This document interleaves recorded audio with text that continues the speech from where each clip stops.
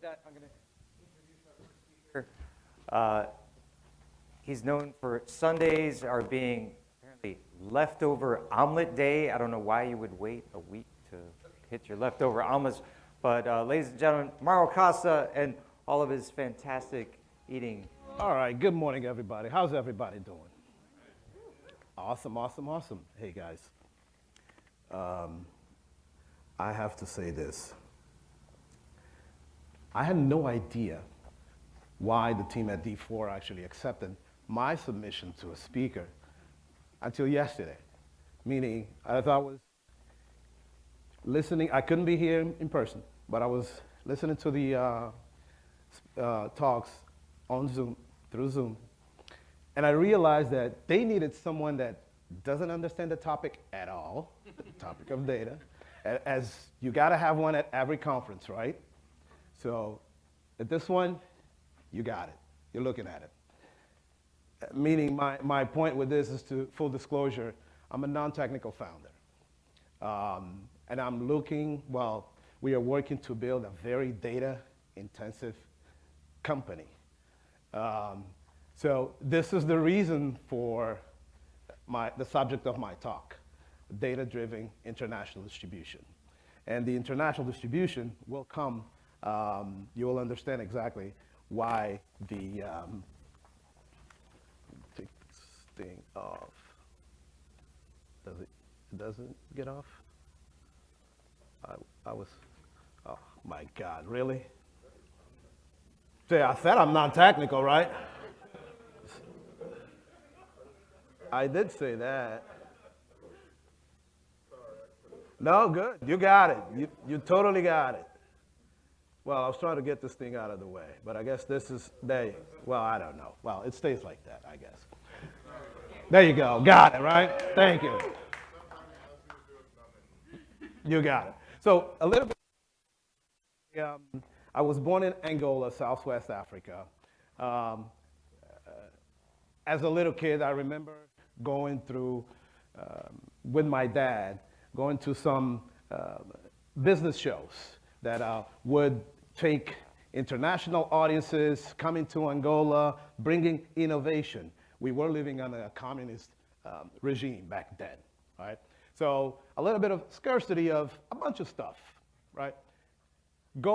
Moving forward, fast forward a few years, my early ages, I moved to Europe. I studied in Portugal.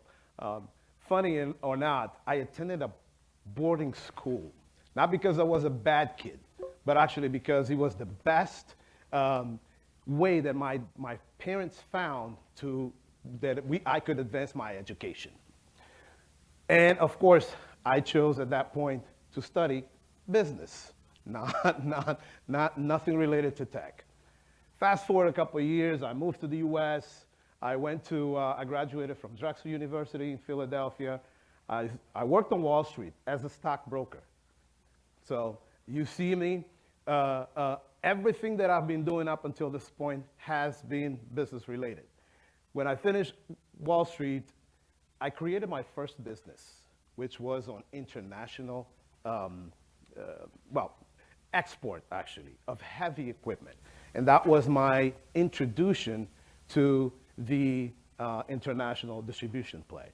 Fast forward, I've moved away from that industry and I've been focusing solely on the food and beverage industry.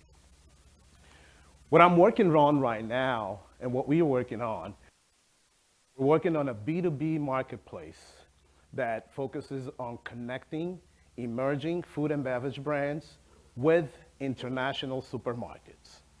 Our goal right now, what we're focusing on is helping US brands that are looking to export their products into the Publixes, the Walmarts of the world, right? From the US out. And why am I even interested in that? On the subject business of data. Because everything that we do touches data. From the very moment of, think of a grocery store. Everything here, every single item here is a data-rich item. We collect well, every grocery store has average, depending on how big they are, between 25 and 50,000 SKUs, a grocery store alone, right? Now multiply that by every single detail that goes into an item. We handle the entire process from sourcing the product all the way up to the grocery shelf. That's what we are looking to build. Now, and this is exactly how we started.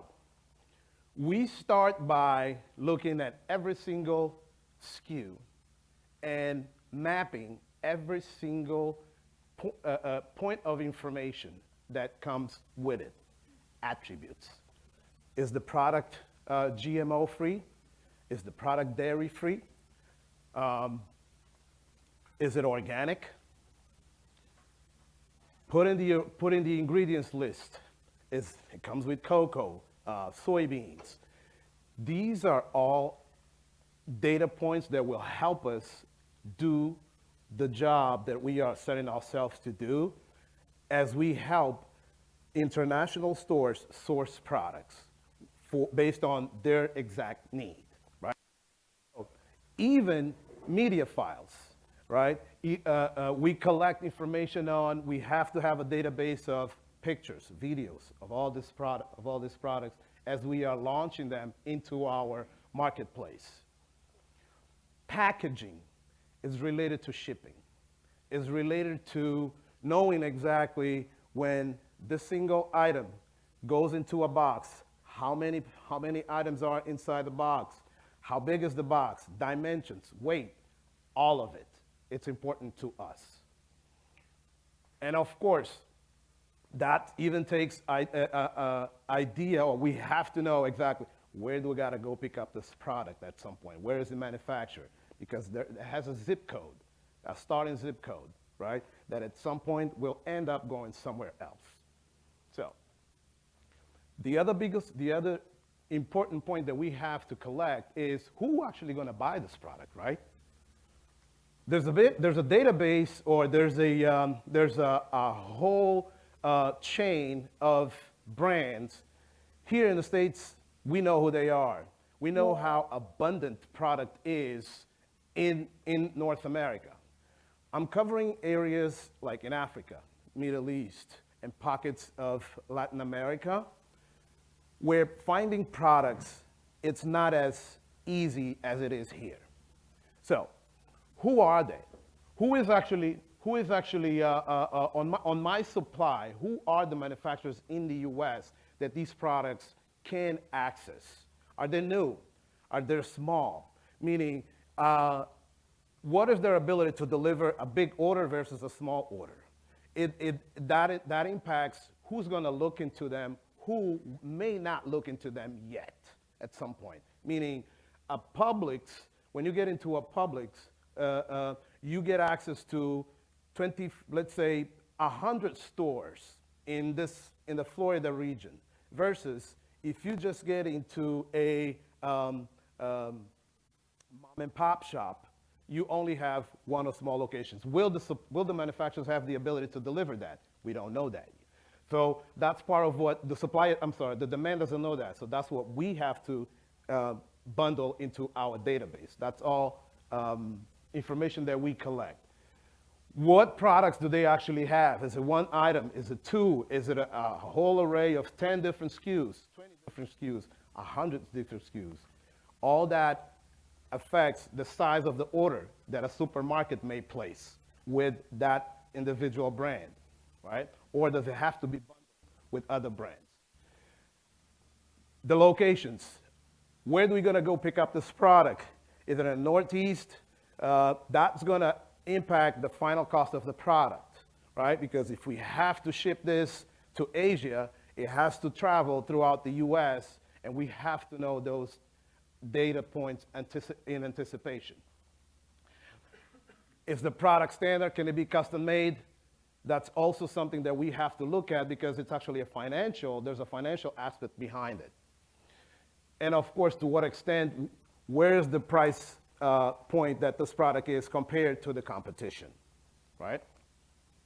When we look into demand, it's pretty much similar as to how big, who are the supermarkets that actually are looking for these products, right? Where are they located? We have to map their needs. We have to know in anticipation, or we go after them to know in anticipation, what type of products are they looking? We only focus on retail packed goods. That's all we're focusing on. But it could be frozen, dry, refrigerated. And all of those have different ways that you can handle them. So all those data points regarding where we're going to deliver this. A supermarket chain may have one store, as I just gave you the example here, 100 stores versus one single store. As we are working and putting the infrastructure to deliver these products from a factory to a shelf, we need to know ahead of time who's buying it, right? So we can anticipate the final cost of the product. So those are all data sets that we are collecting. At the same time, when do we gotta deliver the product? And the preference in terms of delivery method. Air freight costs a lot more than sea freight, and of course then road freight. Can you ship road from here to Congo? You cannot, right? So those are all the data points that we have to calculate. And of course, how much are they looking to pay for the product? And then we work with logistics partners because we do not own the logistics infrastructure. We work with the domestic and international logistic partners that already have a whole array, an infrastructure, warehouses spread in different addresses that we also have to map out. If we have to consolidate products from different regions, where is the most efficient point that we gotta bring the product to make the product not only not impact much on the cost, maintain the viability of the product. So those are all the pieces of information that we have to pick up from these, even from the logistics side of the business. How fast of a service can we get from them? What is the cost of it in terms of moving one pallet in to one pallet out? What are the routes that they are gonna offer us? So we have to anticipate who will be our preferred partner for Asia versus Africa versus Europe. We have to, in real time, decide that based on who's actually ordering the product and where the product is coming from to where it needs to go.